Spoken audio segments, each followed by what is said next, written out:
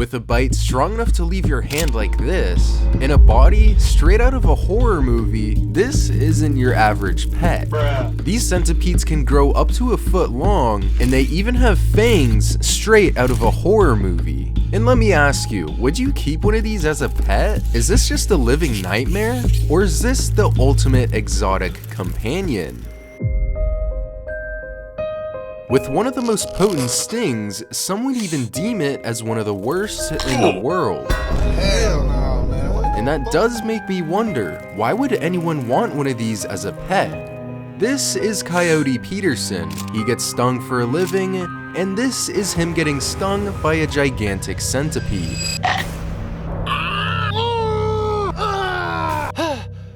Well, some would even say they're cute, misunderstood, and terrifying. But does that make them the perfect pet, or just a dangerous obsession? In this video, I'm going to purchase a gigantic centipede, build him a desert dream home, and bring him through 3 devious pet activities to see if this creature's misunderstood, or maybe it is just a dangerous obsession. Alright, so I found this gigantic Vietnamese centipede. It's about 50 bucks. He does seem like a pretty big centipede, so we're gonna add him to the cart, and hopefully we'll see him in the mail in a few days. While we wait for him in the mail, we're going to build him a dream home, which means getting some gravel, soil, and some rocks. So I gathered some big rocks, some small rocks, and some sand. Plus we got some coconut fiber for the bottom. With everything collected, I got a 20-gallon tank to start the build. And the first step of the dream home is adding the forest floor. I begin by laying the first layer of soil. Alright, I'm just gonna spread this around. Alright, I'm gonna add a little bit of cocoa fiber on top of this. The reason why I'm adding cocoa fiber is so the centipede can easily dig underground. Now that we've finished the floor, the second step is to add rocks to our enclosure. And I want to add lots of rocks because centipedes love to hide underneath them. We're gonna scatter some smaller rocks everywhere like this one. Put some little pieces of gravel on there. My main goal here is to make the ecosystem as realistic as I can, so our centipede will be comfortable in his new home. And I also scatter a bunch of small rocks so he has a lot of ambushing areas for prey.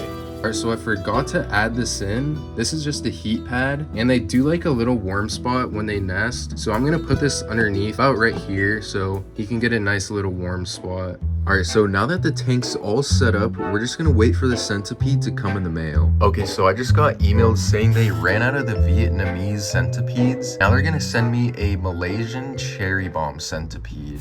But finally, after 2 days, the centipede finally arrives. Oh my god, there it is. Oh, we got it. Alright. Oh my god. Dude, where is it? Oh my god, I see it. Oh my god. Oh my god, I see his leg. Alright, here it is. I'm gonna put him inside of the enclosure now. Hopefully it does not jump out and escape at me. Hopefully he does not bite me right now. Oh my god. Okay, let's put him inside now. Holy, he's fast. Oh my gosh. Oh my gosh. Guys, he's actually really sick. Now that he's finally here, I decided to name him Thomas. Alright, I'm gonna touch him to see if he's soft or hard.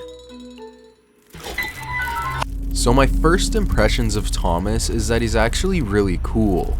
But I can definitely see why people think these things are terrifying. But one of the cool things about centipedes is that they have 100 legs. It's actually how they get their names because centi means 100 in Latin. So if it had no legs at all, I guess it would be called a pede.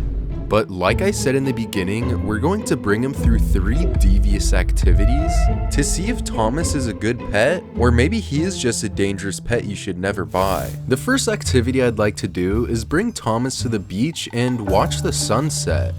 So I gotta find out where he is, and I also got him a temporary little ecosystem for when we travel. So I put Thomas in his container, then we were on our way to go to the beach. Alright, buckle in, Thomas. Buckle in. Thomas, I don't know if Thomas likes music or not, but I don't know. Do you like Juice WRLD, Thomas? Alright, we arrived, Thomas. Let's go.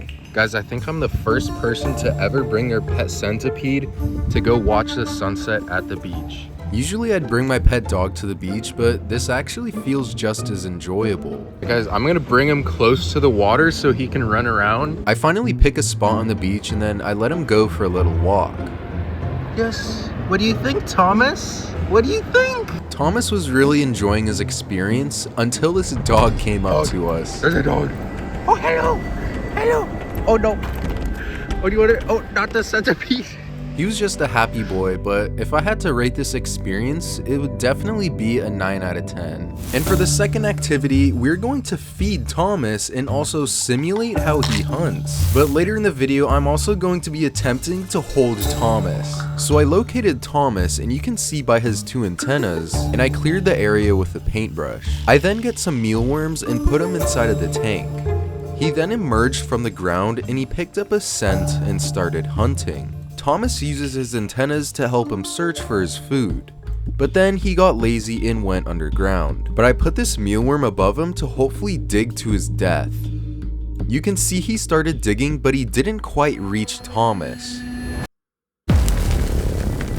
But he found another worm to feed on. After just a few seconds, Thomas's venom paralyzes the worm. Thomas plans on eating this whole entire worm for himself.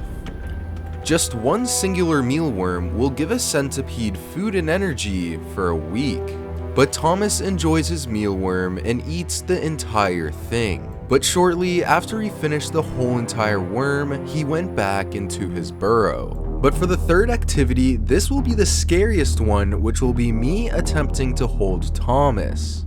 Right now he is in his transportation container, and I know some people like to put centipedes on their face. Oh my god, bro. Oh, hell no.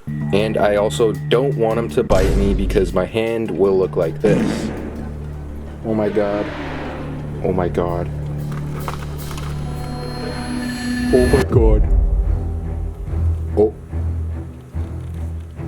Oh my god. Oh my god.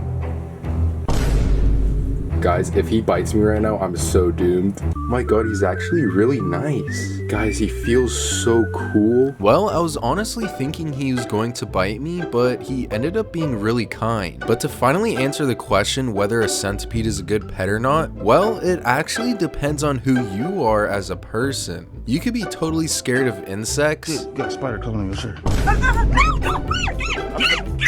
Or you could be totally fascinated by them and just want to get one as a pet. But all in all, I definitely underestimated a centipede as a pet. One of the features that stood out was the body and the way it moves. I'm also trying to get to 100,000 followers, so if you enjoyed, leave a sub and comment if you think Thomas should get a girlfriend. Anyways, here's another video for you to watch.